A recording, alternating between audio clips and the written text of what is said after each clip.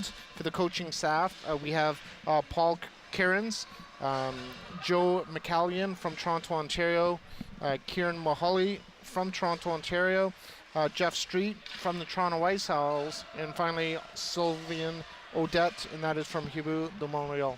Perfect. Thanks so much, Cam. And right now, we're actually underway with the youth division, and I'm going to send over to play-by-play Nico Cardarelli. Nico.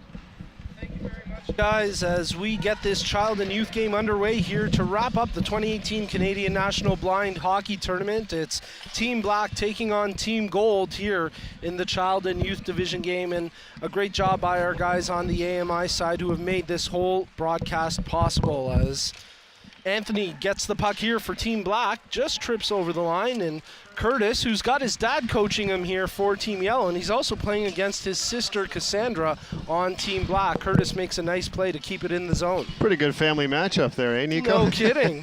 Certainly lots of trash talk between the family. There might be all afternoon long, too. You know, it was interesting. I had the chance to meet, I met James last year, but I had a chance to meet the kids last night, both Curtis and Cassandra. They're both incredible kids.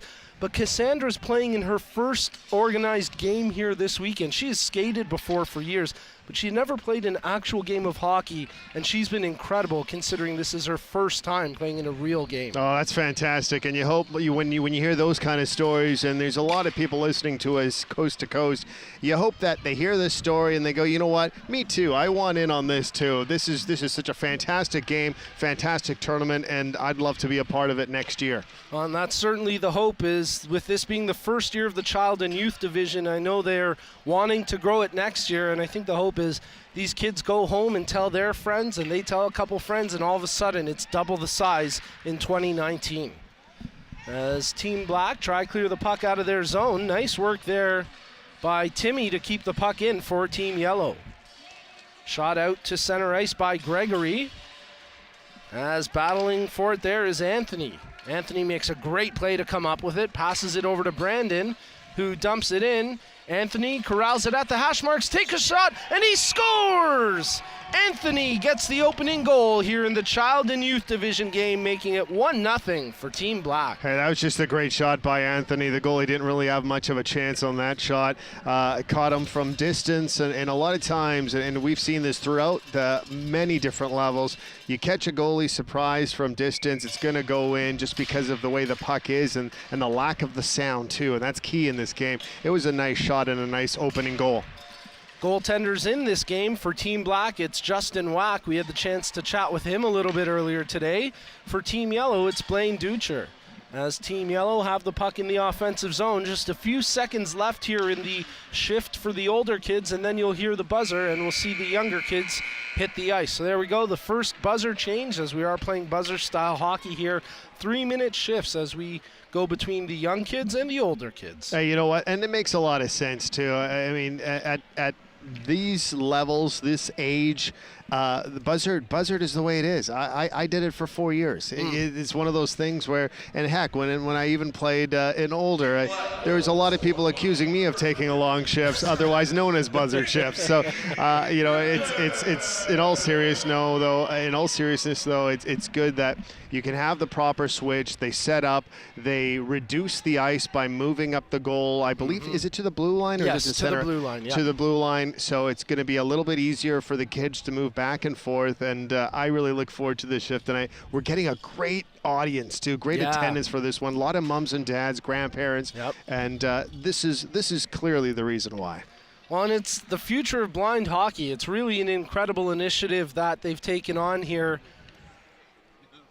As Matt Morrill pulling some triple duty here. I think he's taking an official phone call on the ice while refereeing this game. You don't see that too often. Yeah. No, I was going to I got to be honest with you. I've never seen it, and I've watched a lot of hockey.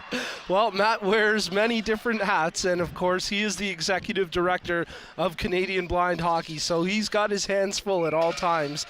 And there he drops the puck as the little kids are underway here. Joseph scoops up the puck for Team Yellow. A long shot right on. Nice defensive work there from Brandon to knock it away. Curtis takes the shot. Oh, what a save. Great chance there for Curtis, but he just couldn't put it past the blocker of Justin Wack. Quick stoppage in play. They'll drop the puck one more time at the far blue line, which is basically the halfway point between the two goal nets, and play is underway. Mary Ellen and Aiden going head-to-head on that face-off. I had the chance to meet a few of these participants last night at the banquet, and I specifically met little Aiden, and oh my goodness, I don't know if he was just full of sugar or just full of energy, but he was pumped last night. He said, watch, tomorrow, hashtag hat trick. I'm going to score a hat trick He's tomorrow. calling a hashtag so he's calling it. ya. He was the shootout hero yesterday for Team Black, and he's out there wearing number 87 today. As Team Yellow bring the puck up the ice here. Shot right on as Joseph let that one fly, and it just goes off the side of the net. Zach scoops it out front. Shot there from Joseph, and again he just misses the mark as it goes off the outside of the post with 1:39 remaining in this shift. Do we know how many shifts the game will actually have to know? Nothing like that? Okay. No, it's the way it's been going is they use the ice time to their full allotment, and Gotcha. they just get in as many shifts as they can. I know, it's one of those questions you Yeah. should probably ask off air, but you know what, we're friends, and this is a very casual broadcast, and Yes. we're having some fun here too, and definitely just watching this game as it is, the kids are having a blast. Oh, absolutely. And you know, honestly, the score doesn't even matter to these kids. You talk to them about their experience, and they just are smiling ear to ear. They absolutely love that they've been able to come on the ice and participate here this weekend. As Aiden crashes into the boards, digging away there is Joseph, gets the puck loose. Joseph takes it in tight to the goal, flips it right on, and a good save there from Wack. Joseph tries the wraparound. Oh, and he almost tucks it in, but look at that defensive play from Team Black as Gregory closes down and takes away the goal. He got that right pad on. It was very close too, because the wraparound was there for him, but the referees are calling no goal, and play will resume. So they'll just play on here as Team Black get the puck up the ice. Cassandra loses her footing there. Otherwise, she would have been in on a breakaway. Tough break as Aiden has the puck in his skates. Logan tries to clear the pressure as Little Mason crashes down, and I'll tell you, he has stole the hearts of many fans here this weekend. Little Mason, number 71 for Team Yellow. And he can move too. Yes. You look at him, like I'd love to know how old Mason is. 4 years old. 4 years old, wow. At 4 years old, I could barely walk upright, let alone skate around like this kid. It's pretty remarkable. And he is moving. He has some speed. Oh, and he takes a little bit of a tumble into the boards, but everything's okay. That's why we're wearing full helmets and full equipment in this game. And we're back with the older kids. The Nets will be pushed back into regulation, and away we go in the next couple seconds here with the drop of the puck at center ice. As it's Curtis on the draw for Team Yellow, and I believe that's Brandon taking the face-off for Team Black. Sorry, check that. It's actually Gregory stepping in to take the face-off as they get the defenders positioned here in the Team Black zone. We'll have the face-off coming up at center ice.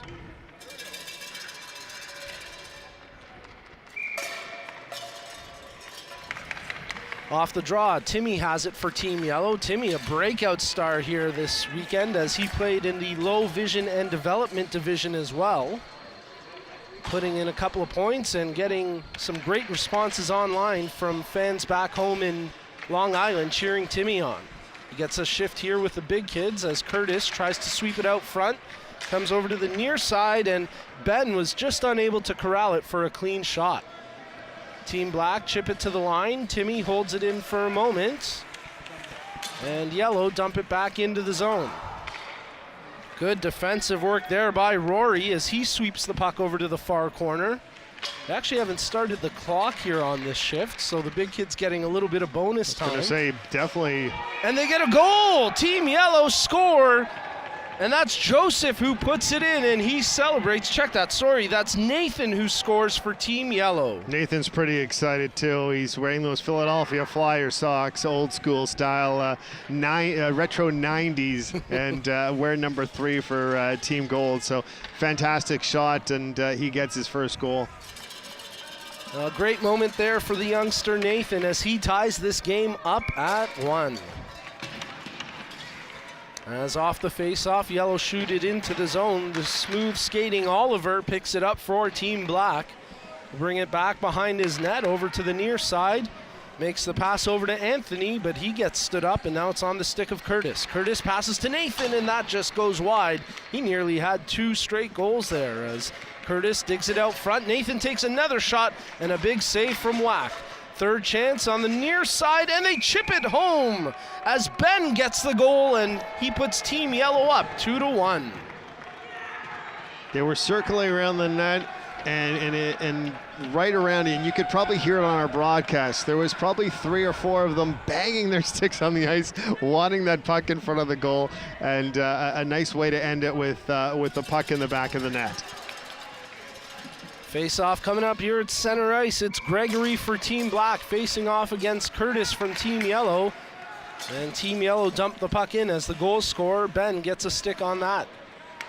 Ben digging away for the puck along the near sideboards. It's over to Nathan. Nathan skates it across the blue line, but a good back check by Anthony breaks that attack up. Timmy keeps it in at the blue line. Nice play there by Timmy as he brings it into the far side corner. Center's in front, intended for Nathan, but that gets broken up. And now swept out of the zone by Team Black. Puck picked up here by Joseph of Team Yellow. He shoots it up the ice, and giving chase is Nathan. He's got one of the 2 goals for Team Yellow. A couple players crashing down as they locate the puck. Curtis there at the far face-off dot. Ben as well, and they sweep it over to the near side. 36 seconds left here in the big kids shift before we get the little guys back out on the ice. Nathan takes it in tight, takes the shot. Oh, it just trickles wide of the far post. Great chance there for Nathan of Team Yellow with just 22 seconds left here in the shift before we get the little kids back out. Team Black skate the puck out. That's Anthony with it on his stick. Or check that, that's Brandon. He's also played in the low vision division as well earlier in the weekend. He centers that one in front. Here's a chance, shot right on. Ducher gets a big piece of it and just keeps it out as Gregory with that golden opportunity to tie this one up. It was a fantastic shift, and you know what? We're going to cut back to the broadcast in a couple minutes, but right now I'd like to send it to my co-host, Jeff Ryman, with a very special guest. Jeff, take it away. Thanks. Yes, I'd like to introduce President and CEO of AMI, David Arrington. David, welcome to the broadcast. It's a pleasure to be here. I enjoy coming to this every year. So yeah, it's definitely a special event. So can you just talk about maybe the history of how AMI has gotten into the broadcasting and sponsorship of the this tournament? Sure. I think this is probably our 8th year sponsoring this, and maybe 9th.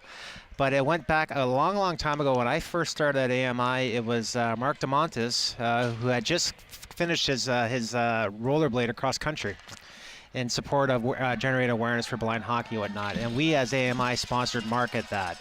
And we then went on to sponsor the first year of this event. I want to say 8 years ago. I could be off by a year. And then it's just kind of blossomed from that year. Every year forward, it's gotten bigger and better. And then the last few years, we've actually come in and we broadcasted live on AMI Audio. So it's come a long way from just knowing Mark, the original visionary of all this, to becoming a sponsor, to now actually broadcasting live. So I enjoy this event. I love watching hockey. It's great to see the young kids out here this year. It's again, it's evolving every year. I think the first year I did, there was 4 teams. I know they're up to more teams now, and they've got the young kids playing, so it's growing substantially. And why do you think it is so important to sponsor an event like this going forward with the development, as you just mentioned? You've seen great progression. Is that one of those key elements of why AMI keeps coming back? Well, it's twofold. It's we both target the same audience, the blind and partially sighted audience. You know, I believe hockey, or blind hockey, is all about participation and allowing people who have vision loss to participate in sport and experience that.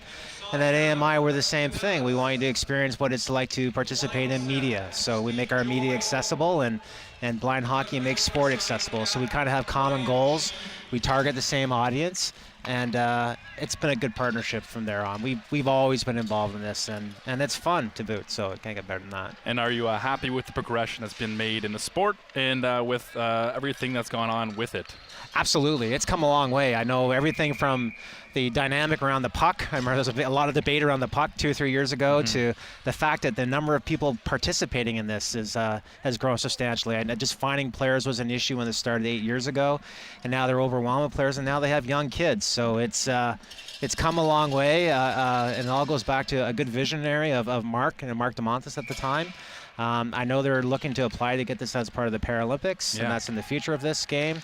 And this is the future of it right here. So watching a little guy like number 71 out there playing hockey, that's amazing. That's fun. So absolutely. The Paralympics just wrapped up from Pyeongchang, where we sent over AMI, a TV crew, to cover the Paralympics. Now, I want to ask you, do you think this has the potential to be a Paralympic sport? Not obviously in the next couple of years, but sometime down the line. Definitely, I think it does. I know that there's blind hockey now in the States. I know they've got some teams that are surfacing in Europe. So I think that in the future, and I don't think it's that distance away, I think in the near future you'll see blind hockey a Paralympic sport for sure. Do you have any idea how we can get there and get that into the Paralympics? I think you just have to get participation rates up. You have to get more and more countries participating. You have to generate greater awareness, and we're doing our part here in Canada. But I know that the sport has to evolve and has to grow, and more countries have to get involved in it. And the more you see of that, the better it would be. We're doing our small part here in Canada, and this has grown leaps and bounds since when we started this 8 years ago, just as a sponsor. So I don't see it. I don't see it slowing down. I see more and more people playing, and I think it's just a natural evolution to become a Paralympic sport. And I think one of the key things that's coming up here, we're going to be announcing Team Canada. Oh, yeah? For the first ever Team Canada versus Team USA blind hockey matchup that's going in October. Okay. I want to get your thoughts on that. What do you think about a Canada-USA series? Well, my bias might come through here a little bit. I'm a big Canadian fan here. I don't want to lose to the U.S. again in hockey. We can't let that happen. So I think it's great. And I think what is going to happen is I think when they do announce the Canadian team, there's going to be a lot of familiar faces on that team that I've seen here for the last 4 or 5 years. There's some good hockey players. I've actually stepped on the ice with them, and I've played. And when I first went out, I didn't know really what to expect. And about a minute into it, I got a two-hander across the hands, and the guy took the puck away from me. I said, "Oh, we're here to play." So it's good hockey. It's competitive. And I think that's exciting. I look forward to seeing that in October. I'll be a fan for sure, and I'll be in attendance to watch that for sure. Awesome. I'm gonna throw it back to the play-by-play guys. We'll have Nico Cardarelli and Dave Bastel on the call there. But thanks so much for stopping by, David. It's always a pleasure. No problem. Thank you. Thank you so much, gentlemen, and let this be known too. I've played hockey against Mr. Arrington here, and he plays for keeps. So when he's suggesting that he was having a hard time out there against some of these veterans of the sport, he's not joking. No, not at all. Not at all. It's serious stuff. Nothing but it's just like these guys out here. This is serious stuff, right? No, that's exactly. It was funny. And you know my wife Irene quite well. I sent her video of this, and she sent back, "Wow, how old is little number 71?" Yeah. And I said, "He's 4 years old." It's amazing. And she's like, "That is phenomenal," because my daughter's 4. She's skating. Her friends are skating, and the level of this right now, David, is just outstanding. And these kids are the future of the game that we're all trying to grow here. For sure. And it's all about participating. If it's fun to play sports, and I'm a competitive person, and that part of it is great. But the part I really like about hockey, and while I still play at the age of 51 2 times a week, is I enjoy my friends. I enjoy the time in the room afterwards, and and it's the camaraderie of it all, and just being able to be part of a team and learning those life skills. And if they can do that here at this level with and have a blind hockey available for this group of kids, that's really important. So that's the big picture of all this. Is just participating, getting out there, and being like any other Canadian kid enjoying hockey. No, that's exactly it. It's funny. We've been here for our 3rd day now, and the message that is key, that keeps on penetrating through, is hockey's for life. Right. And from the youngest ages until you're not old enough to skate, this is going to be part of a lot of people's people's Right. lives, and hopefully the longer the better. Absolutely. I'm having that debate every year. Oh, one more please. year, Yeah. one more year, one more year. So it's getting tougher and tougher. But, Thanks so much for joining you're us on the welcome, guys. broadcast. Thanks a Always lot. good seeing Yeah, you. you as well. Thanks. Take care. David Arrington, the president and CEO of AMI Audio, joining us on the broadcast. And Nico, we just had another goal here scored by Team Yellow. Yes, Curtis gets the goal. as Fantastic. His dad appreciates that. Dad on the bench, son on the ice. A big goal there for number 19, Curtis. And you know what I really like about this? When the kids score, they're looking into the crowd for their Yes. parents. I mean, I couldn't tell you how many times when I was 5, 6, 7, 8. Hey, when I was 16, I was still looking into the crowd occasionally to see who was there. But the waves, and you see the parents acknowledging it. It's really a fun environment right now here at the Mattamy. It's a great exhibition in terms of the future of blind hockey here. We're seeing the future stars before our eyes here at the 2018 Canadian National Blind Hockey Tournament. A few seconds left here in the shift for the bigger kids, and then we've got the younger guys coming back out. Joseph takes one more shot, and that just goes wide of the near post, as Team Yellow have a 3-1 lead here in the Child and Youth Division game. And it was interesting. I was down in the dressing room moments before the game. They were pumped up. Joseph, number 6, was saying, "We're going to crush them, we're going to get them." And so far, they're doing the job as they lead 3-1. Yeah, it's so funny. You see the spirit. We're a little ways away in press row, but you know what? There's a lot of chicklets out there, and it's because of the smiles that we're seeing on the ice right Yes. now. And you know what? Everybody's having a blast, which is basically the message of the day. Well, we get the little kids back on the ice, so they move the net to the blue line, and we'll get set for the face-off here between Aiden and Mary Ellen. Mary Ellen, younger sister of Alex Angus McKecken. And isn't it interesting that they both wear number 97? I wonder how that works, eh? Well, Dad uses it. Dad wears it. That's I'm gonna try to gain that same magic from that number. Team Yellow take possession off the face-off as the puck just escapes the stick of Zach, but he's battling in there now. And Aiden from Team Black trying to dig it off the wall here. Cassandra in there as well, but it's on to the stick of Logan. Logan takes the shot. A good block there from Team Black's Tiago as he got in the way of that one. Aiden brings the puck up here for Team Black. He's checked closely by Curtis. Aiden loses an edge, and it's on the stick of Mason. Little Mason, the 4-year-old youngest participant here in the Child and Youth Division, makes a great cross-ice pass. He feeds it over to Zach, and Zach tries to sweep it on net, and it just goes wide. What a great chance there, all set up by Mason. Yeah, Mason got that puck, stick-handled past the center ice line, and fed it across, made the right move. It's funny, at every level, they want to try to institute that offensive zone pass, and whether he intended to do it or not, he did it. and he did it very well, too, I might add, and he's a joy to watch. Well, he's still out there as we've got 2:15 left here in the little kids shift. Nice defensive play. Shot right on it. Goes off the outside of the post. What a great chance there for Team Yellow, as that was Logan who let the shot fly from the yellow team. Mason coming up with the puck, but he's checked closely by Aiden, the shootout hero yesterday for Team Black. Aiden can't get the puck in deep. Second effort does a nice job to get it past Mary Ellen as Cassandra digs away for it as well. Logan pokes it free. He's got Zach on the near side, feeds it over to Zach. Zach tries to chip it out front. It goes off the side of the net. He's got it behind the goal. Tries to center it out front. Mary Ellen takes the backhander. Oh, and it just goes wide to the near post. Great chance there for Mary Ellen. Logan tries to center it in front. With 1:20 remaining in the shift, Aiden with some good defensive work for Team Black clears the puck away. Mary Ellen battling against Cassandra, and that time Cassandra wins the tussle, and now Cassandra fighting there against her brother Curtis. As the two siblings facing off against each other here. Logan for Team Yellow corrals the puck, under 1 minute remaining here in the shift, as Curtis picks it up for the yellow team. He feeds it down low. Cassandra picks that one off. Curtis gets it right back. He tries to pass it over to Zach. That's On the stick of Mary Ellen, who gets it to Zach. His backhander got blocked. Curtis, with 38 seconds left here in the shift, plays it to the near side, just out of the reach of Zach. So Aiden will pick it up for Team Black. Aiden chips it out across center ice. Curtis first on it for Team Yellow.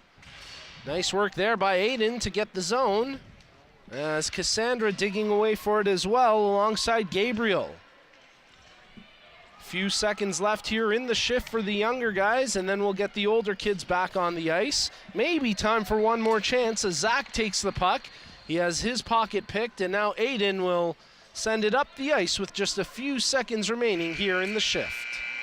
All the buzzer sounds, we get the older kids back on, and brother Curtis gives sister Cassandra a little bit of a shove at the end of the shift there.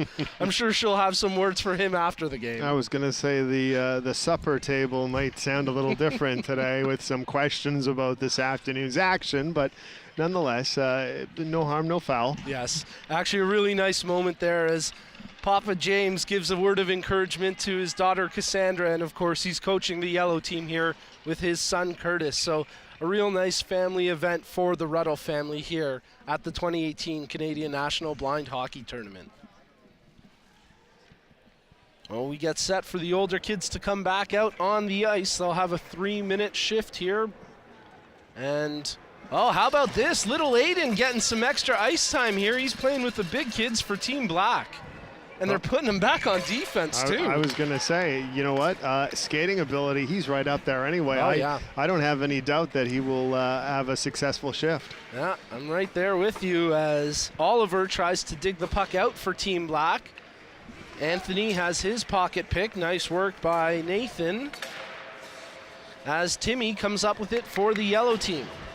Timmy tries to chip it past Oliver. That's picked off now by Nathan as he brings it into the zone. Nathan makes the pass back to the point. It's picked off, and here goes Anthony off to the races. Great back check by Timmy to take the puck away from Anthony. Team Black continue on the offensive as they get the puck into the near corner. Joseph smacks it off the boards, can't clear the zone on the first attempt. Timmy tries to get it out. Oliver stands up at the blue line and makes a good play to keep it in the offensive zone. Timmy feeds that puck up just out of the reach of Curtis as he was checked closely by Oliver. Oliver makes the pass over to Anthony. Puck into the near corner where Timmy gets to it first for Team Yellow. What a great young man. We had the chance to speak to him a little bit earlier today. I'm just so impressed with him and his family and everything they're trying to do to grow the sport in New York State. He's had a great showing here in his first ever Canadian National Blind Hockey Tournament. We're happy they made the trip to Toronto. It's families like this that are the kind of the foundation pieces of a successful tournament, and definitely hope that he's a returning guest next season as well. I would think so. I know they're going down to Chicago next weekend, and they had a great time here. As a shot right on. What a save from Ducher as Gregory ripped one, and a big save there from Blaine Ducher. He definitely got all of it too. He was in the high slot there, kind of maneuvered his way in and let a really good wrist shot go. Goaltender was equal to the challenge though, and we do not have a score here with about a minute left in this 3-minute shift. Teams battling for puck possession. It's Nathan skating away from the pack, but he can't clear the zone. Nice work there by Anthony to keep it in along the near boards. Digging away for the puck. Ben lost his footing. Yellow can't clear the zone on that attempt as Gregory just had it skate off his stick. Brandon comes up with it. 30 seconds left in the shift. He shovels that wide of the near post and into the corner where Timmy corrals it with 20 seconds left here in the shift. Timmy tries to get around Brandon. Both of those guys played in the low vision and development division, which is very impressive that two of the child and youth players, again, this is the first time this program is here, they were able to step into that low vision division and play so well. A couple seconds left here in the shift, and then we get the younger kids back out on the ice. And how about that shift from little Aiden on defense? He really held his own back there. No, he certainly did. And you know what? Great story about you mentioning that the couple of the kids got a chance to play with the adults, so to speak. You know, it's I would have loved to have seen, I guess, the differences there. But you know what? When watching that, they completely fit in. Oh, yeah. It wasn't like, sometimes you'll watch a game and you'll kind of get an understanding of, oh, but these two over here are children and so forth. But that really wasn't the case when you're watching it, and that's really nice to see. And hopefully next year, maybe they make the jump full time, and we see them in the entire tournament like that. Yeah, and honestly, the way they played, both Brandon and Timmy, they could definitely step up into that division full time. They were incredible. Brandon playing on defense for Team Black, Timmy a catalyst for offense with Team Yellow, and they had a great weekend here in the low vision and development division, in addition to playing here in the child and youth. And we've got the little kids back on the ice here. It's Cassandra sweeping the puck away for Team Black. Picked up now by Logan as he plays it down low.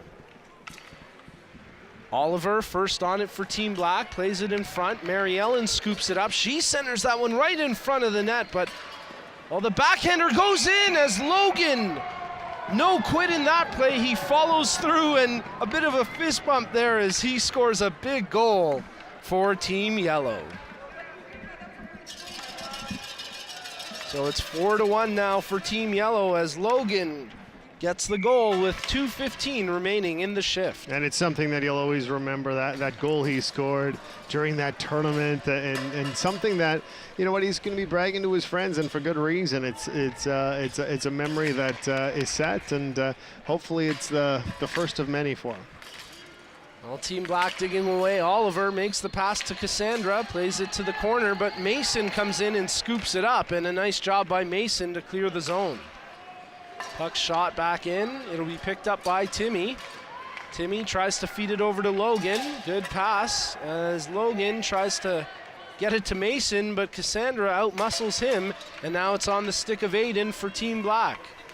Aiden, Caputo, or Timmy ends up giving that one away as Dylan has it. Oliver bringing it into the zone for Team Black, all the way in deep behind the net with 1:20 left in the shift. Oliver controls it for Team Black. Brings it to the near side, tries to sweep it around to the far side, but Mason there to break it up, and here goes Mary Ellen. Mary Ellen tries to work her way around Aiden. Aiden gets the better of her on that time and sweeps it over to Gabriel, but it's just out of his reach as Timmy makes the pass over to Zach. Logan picks it up at the far boards with under a minute remaining here in this shift for the little kids. And then we'll get the big guys back out there as Gabriel takes it in for Team Black. Timmy controls it with Cassandra checking him tightly. She causes a turnover. Timmy hits it off the boards, but it's kept in by Oliver. Aiden crashing down to the ice. He covers up the puck with his glove, and he ends up shooting it out. And while they're battling for puck possession, there's 3 Team Black players in there, a couple of Team Yellow players, and it's Oliver who comes out of the pack with the puck. Oliver, near side faceoff dot, shoots, and it just goes wide of the near post. 10 seconds remaining here in the shift as Mary Ellen picks it up, plays it to the far boards, and Logan tries to defend there against Oliver. The buzzer sounds, the little kids will hit the bench, and the big kids come back onto the ice. The score in this child and youth division game is 4-1 for Team Yellow. Once again, the nets will be moved back. The older kids will drop the puck at center ice, and we're nearing the end of this game. Coming up still here on AMI Audio, we'll have live coverage from Alumni Lounge of the events, the awards, the presentations of the trophies and medals for the winning teams. So definitely stick around. Our broadcast is far from being over here on this Sunday afternoon. And of course, we await the big announcement during the awards ceremony. The first ever Canadian national blind hockey team set to be announced here today. As Nathan brings the puck in for the yellow team. He has it chipped off his stick. And Gregory, hustling towards the puck, picks it up at center ice. Gregory gets around one defender, spun around, but he was able to get the puck over to Brandon, who then lost his footing. Kept in at the line by Oliver. As the little guy gets some extra ice time here, Oliver takes it to the near side, hash marks, skating strongly, centers in front. Nathan got a stick on that centering pass and broke it up. Anthony tries to sweep it in front, that's knocked down, and here goes Nathan for Team Yellow. Nathan, he's got Zach streaking up the left wing. Nathan can't get around Aiden, and how about that stand-up defensive play from little Aiden? You can't knock him, man. He is something else out there. Curtis tries to corral that loose puck. It's picked up here by Team Black as Anthony tries to dig it over to Gregory, and now it's on the stick of Brandon. Brandon feeds it back to Anthony. Nice back check by Nathan to break that up. Oliver takes it in low, centers right in front, and they put it home. What a play! Brandon taps it in after a great setup from Oliver, and it's 4-2. Oliver just threw it in front of the net, and the goalie kind of mishandled it there a little bit, Nico, and he was kind of scrambling for it. So it was basically goaltender versus player in front of the net. The right-hand side of the net was left open, of course, during the scramble, and number 47, Brandon was right there to touch it and then get the backhand goal to put Team Black on the board for only the second time this afternoon. He's got both goals in the game here for Team Black, Brandon, and they're working for more as Oliver brings it into the zone. Can't get around the defender, and with the buzzer sounding, that's it for the big kids. We'll get the little kids back on the ice for the next shift, and the score is 4-2 for Team Yellow. Well, Team Yellow salutes the crowd as that might have been the last shift for the big kids as we approach 2 o'clock Eastern. Scored by the Newfoundland Islanders, Brendan Joy.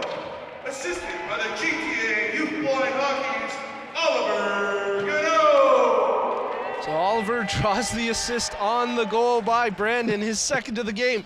We got a little chin wagon going between Cassandra and Mary Ellen.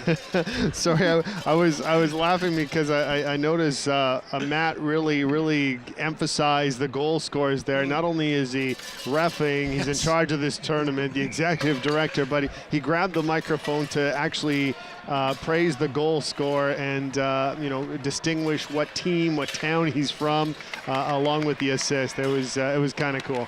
Absolutely, Matt Morrow, a great job all over the place as Aiden brings it in here on a breakaway. Aiden all alone takes the shot, off the post. Nearly had Ducher beat, who lost his glove there, and he gets it back from referee Matt Morrow. Oliver feeds it out in front, just out of the reach of Aiden, picked up as Gabriel tries to get a stick on it, and now Nathan has it for Team Yellow. Battle for the puck. It's caught underneath one of the players as Cassandra tries to dig it out. Mary Ellen in there as well, and Mason as it's dug out by Nathan, but Aiden quickly shoots it into the zone. Joseph has it here with a minute remaining in the shift. He chips it forward, and they'll whistle that one with the puck going out of play. 4-2 the score here in favor of Team Yellow, but it's been an incredible weekend of action in the Child and Youth Division as Oliver takes the puck into the zone. He blows by the defender. Oliver cuts to the net, goes to the forehand. Oh, what a save! Ducher just got the pad out to make that stop. Yeah, great save. It was a last-minute left pad kick save, almost vintage Marty Brodeur style, Yes. having the answer to a really good drive, too, that resulted in a great save. Oliver's got the puck once again for Team Black, tries to center it out to Cassandra, but that's picked off, and here goes Nathan for Team Yellow. A 2-on-2 as Nathan has Joseph with him, tries the long shot. It ends up on the stick of Joseph. He shoots off the post, and Wack able to hold on to it for the whistle with the final few seconds ticking off the clock.